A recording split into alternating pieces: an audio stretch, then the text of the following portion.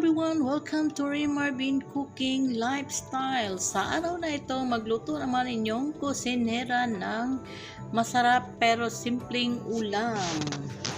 Masustansya pa siya. Una nating gayatin ang ating carrots. Sa atin lang siyang is-shred. Ayan, pwede rin hiwa-hiwain kung walang shredder. Hiwain natin ng manipis na manipis. Kailangan manipis ang ating carrots dito. Ayan, ganunin lang natin. Sa hindi pa nakasubscribe sa ating channel, just click the subscribe button and notification bell para ma-notify kayo sa mga newly uploaded recipe.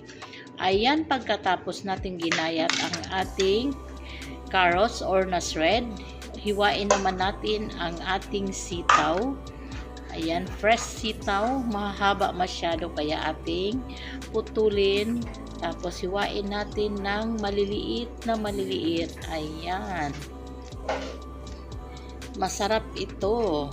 Sa hindi mahilig na gulay mga bata, pwede nila itong kainin, pwedeng papakin, pwedeng pang-ulam.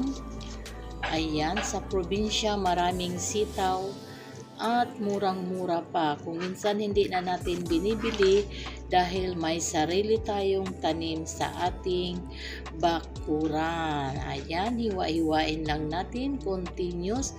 Ayan, pagkatapos nating nahiwa dito sa ating mixing bowl, maglagay tayo ng itlog. Ayan, isa-isa nating i-crack para hindi sasama yung kanyang mga shell. Kasi kung minsan pag nagka-crack tayo ng egg, sumasama yung shell. Ayan, one at a time.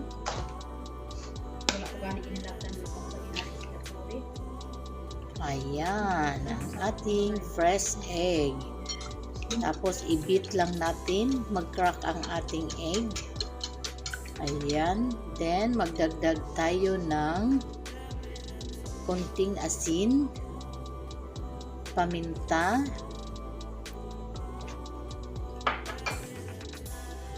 ating paprika, chili flakes, garlic powder, onion powder. Pwede kayong gumamit ng fresh garlic or fresh onion dito. Ayan, ito ang ating paprika. Yung kanina is chili flakes. Then, ayan, ang ating cornstarch.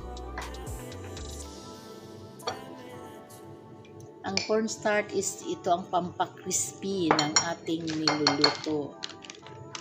Then, magdagdag din tayo ng kung 3 kutsara na cornstarch, 3 kutsara din na harina or baking flour. Ayan. Then, atin lang yan siyang i-mekus-mekus hanggang mag-well combine ang wet at saka ang dry ingredients bago natin ihalo yung ating mga gulay. Ayan, ganun lang ang ating gagawin. Ayan, nagdagdag ako dito ng 250 ml na gatas.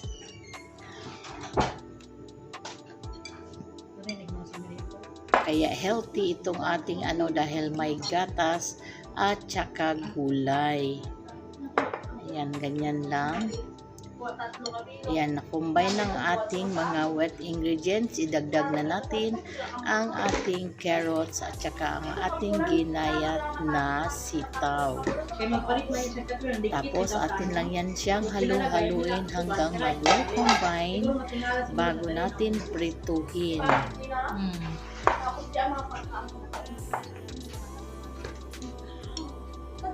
Diba? Ang ganda ng ating niluluto. Ayan, tiyak na magugustuhan ito ng ating mga kiddos. Ayan, dito sa ating pan, nag-brush lang tayo ng ating kunting oil. Ito ang ginagawa dito, ang prep, yung flat na pan. Then, maglagay lang tayo ng kunti-kunti. Depende sa dami or laki ng gusto ninyo. Yan, i-flatten lang natin. Again, sa hindi pa nakasubscribe sa ating channel, just click the subscribe button and notification bell para ma-notify kayo sa ating mga newly uploaded recipe. Ayan, mga ka-OFW, mga kananay, mga kainday, mga kabayan, saang mang sulok ng mundo. O, kita nyo ang ating tortang sitaw. Yan, ganyan lang natin. Pwede nating liitan, yung bite size lang pwede rin. Kaya lang dito, kami lang kasi mga Pinay ang kakain nito, kaya ganyan na ang ating gagawin. Medyo malaki-laki. Ayan, atin lang lutuin both side hanggang mag golden brown. Mabilis lang itong maluto. Parang nagluluto lang din tayo dito ng pancake. Ayan, isa-isa nating i-flip. Balik na rin para maluto siya. At least mga 2 minutes each side para talagang luto yung ating gulay at saka ang ating butter. Ayan.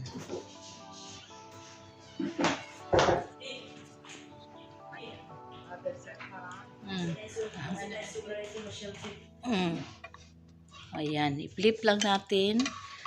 Then tanggalin natin, then same process. Ilagay natin ulit ang ating ginawang butter.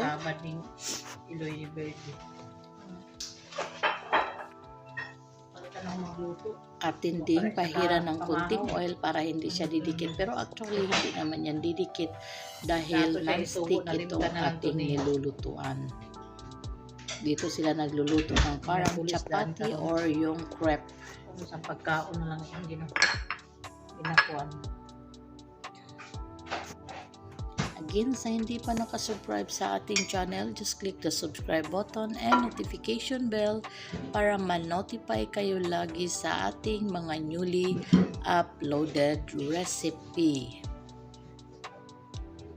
Ayan, ganinin lang natin ulit, same process, at pagkatapos nating lutuin lahat, atin lang siyang ilagay sa serving plate at lagyan natin ng sausawan na kung ano natin gusto. Pwedeng chili sauce, pwedeng ketchup, or pwede yung vinegar na may maanghang.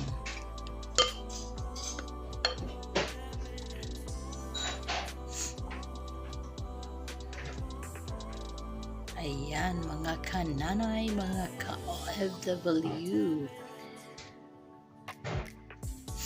May pang-ulam na naman tayo or may pampakin, pwedeng pang merienda. Ayan, tapos na ang ating tortang sitaw. Sana'y nagustuhan nyo ang ating inihandang recipe sa araw na ito. Maraming salamat. Bon appetit. Thanks for watching.